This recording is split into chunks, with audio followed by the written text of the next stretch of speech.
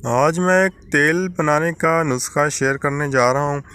इस नुस्खे के इस्तेमाल से बाल घने हो जाते हैं, मोटे होते हैं, नए बाल पैदा होने लग जाते हैं, सफ़ेद बाल वहीं पर रुक जाते हैं, मज़ीद सफ़ेद नहीं होते। और सबसे बेहतर यह है कि जो बाल गिर रहे होते हैं 3-4 दिन के इस्तेमाल से बालों का गिरना बिल्कुल बंद हो जाता है। अभी आपने क्या करना है कि किसी पंसारी से पोस्ट आंवला 250 ग्राम, बर्ग हुब्बे अलास 250 ग्राम, पोस्त हरड़ जर्द 125 ग्राम, पोस्त बहीड़ा 125 ग्राम, पानी तकरीबन 1.5 किलो, रोगन गुल खालिस 1 किलो।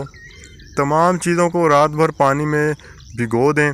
अगले दिन अच्छी तरह जोश देकर इनको हाथों से मलें और मलने के बाद इसको किसी बारीक कपड़े से आपने छान लेना है। और फिर अभी क्या करें कि एक कढ़ाई लें जिसका पेंदा मोटा हो। याद रखें कि पेंदा मोटा होना चाहिए ताकि इसमें तेल जले नहीं।